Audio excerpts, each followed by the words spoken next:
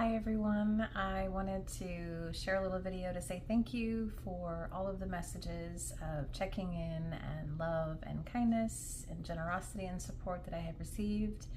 As many of you know, July was a really challenging month. It is now August and I am still navigating many of those challenges. As many of you know who have reached out, in July I was in the hospital and thankfully I wasn't navigating something that was life-threatening. However, I am navigating something that is chronically impacting my health, and so I am navigating what that looks like to find my new balance and what my body needs, and listening more so than ever to what my boundaries are and the grace that I can give myself to take a break when I need to communicate when I need help, and to create a life that is a lot more in alignment with what I need today, which sometimes is challenging because I still want to imagine that I have the permission to be fully healthy that I had been for the bulk of my life. It doesn't mean the end of life as I know it, it just means that I'm in a new chapter, and so that's what I am leaning into with as much grace and humor as I possibly can. July was also challenging as two loved ones in the family passed away. And in both instances, they lived very rich, full, long lives, and I'm grateful for that. They had a big impact in my life and my family's life.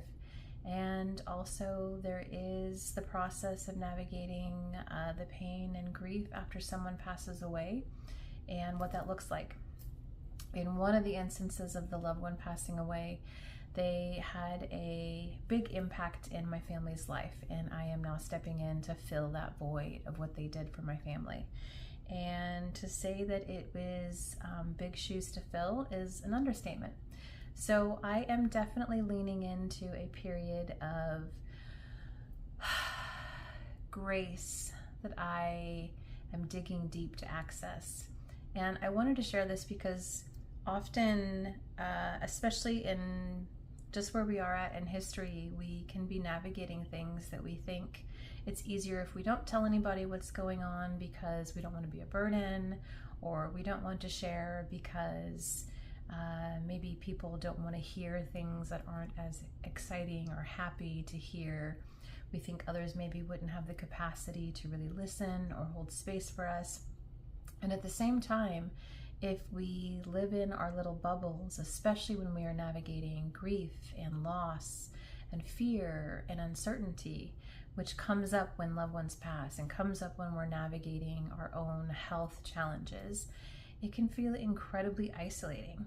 And the only way to really expand into whatever we're meant to learn when we navigate these crises is to make sure that we don't do it alone.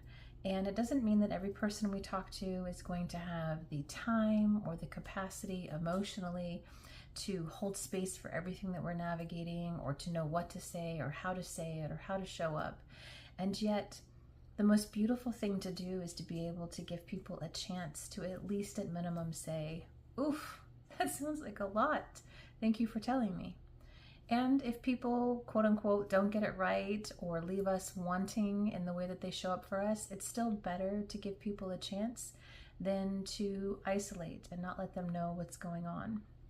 And I share this because I, in full transparency, too often live in the realm of I don't want to be a burden to others because I've been a caregiver for so long. I know that many people are navigating a lot of intensity.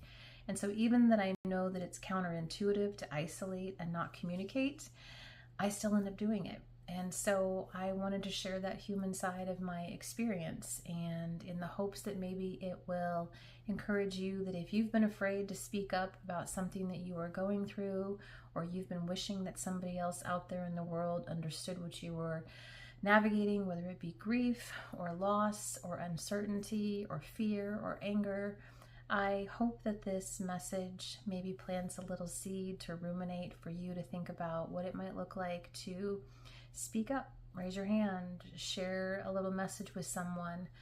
Start small, maybe don't share everything if that doesn't feel comfortable. Choose wisely as to who you first reach out to. just don't isolate, as it often seems like what we turn to for all the reasons that make sense in the moment. That's my message.